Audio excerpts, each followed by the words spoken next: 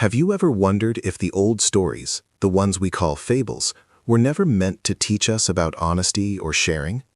What if they were meant to warn us about something far more ancient, something that still lurks in the quiet corners of the world, waiting? What if I told you that some of the most enduring fables, the ones we learned as children, aren't just quaint lessons? They're echoes, whispers from a time when people understood that some dangers couldn't be reasoned with, only avoided.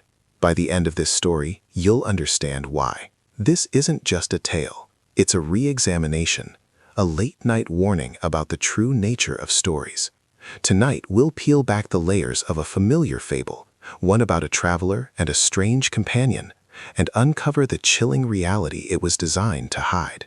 We'll trace the night it all changed, the turning point when the story became real, the worst moment for those who ignored it, what it cost them, and what truly followed. It began, as these things often do, with a scholar, Dr. Elias Thorne, a man whose life revolved around forgotten languages and dusty archives.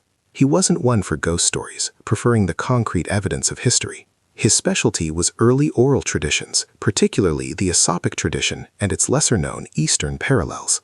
One cold autumn night, deep in the university's special collections, Elias stumbled upon a bound collection of fables. Not the polished versions we know, but crude, hand-copied texts, some barely legible.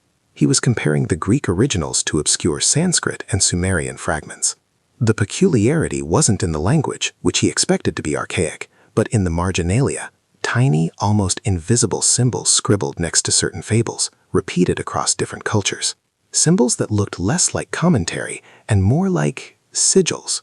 And always, always next to the stories about travelers, strangers, and the deep woods. As Elias delved deeper, a creeping unease began to settle over him. He found a recurring fable, almost universally present in his collection, the man and the companion. In every version, a lone traveler meets an enigmatic companion on a journey. The companion offers help, guidance, shelter, but there's always a subtle shift in the tone, a growing sense of dread that our modern fables completely omit. In the versions Elias found, the companion never has a name, never a face described in detail, only an unsettling presence.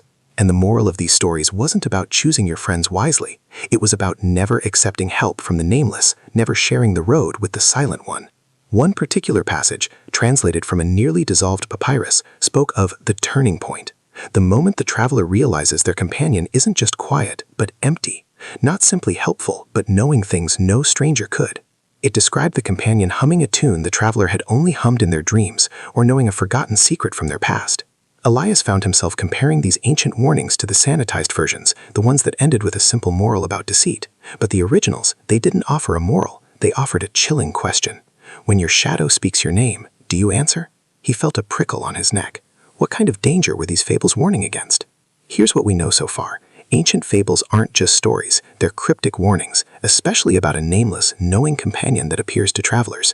And these warnings are far darker than we ever imagined. Elias, despite his scholar's skepticism, felt a growing apprehension. He decided to leave the archive late that night, needing fresh air. The university campus was deserted, shrouded in a thick fog that had rolled in from the river. As he walked, his thoughts were still on the fables, on the warnings. He heard footsteps behind him, slow, deliberate, echoing his own. He glanced over his shoulder. Nothing. He picked up his pace. The footsteps mirrored him. He stopped. They stopped. He started again, slower this time. Breath held. The footsteps started again, perfectly in sync. His heart hammered against his ribs.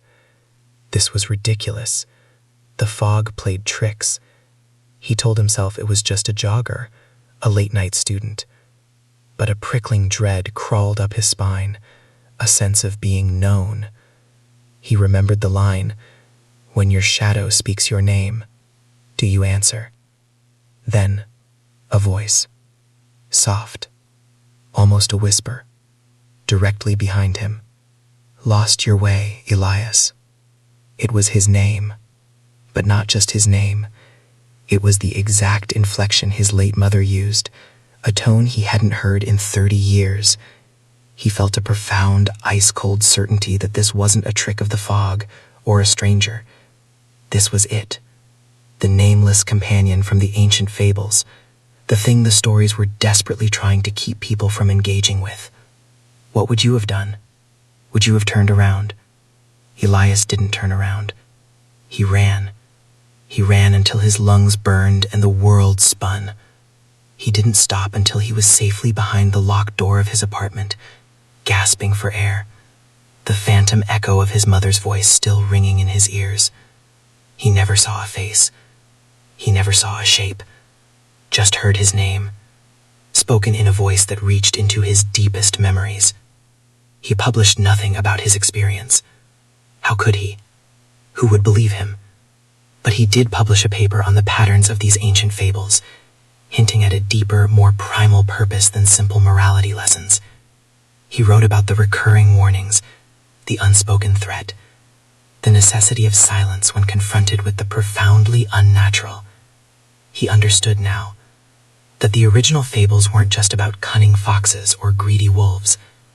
They were about the things that hide in the periphery, the entities that thrive on recognition, on engagement, the companion that knows your secrets not because it's clever, but because it is a part of the darkness that contains all forgotten things. And once you acknowledge it, once you answer its call, you belong to its story now. That night, on the foggy campus, when Elias heard his name spoken in his mother's voice, he knew exactly what the original fables warned against. It wasn't about avoiding trickery. It was about avoiding contact. It was about the chilling reality that some things are best left untouched, unheard, and absolutely, unequivocally, unanswered. What ancient fable do you think holds a darker secret than we realize? Let me know in the comments below. And if you're brave enough for more tales of creeping dread and forgotten truths, make sure to subscribe. Until next time, stay safe in the dark.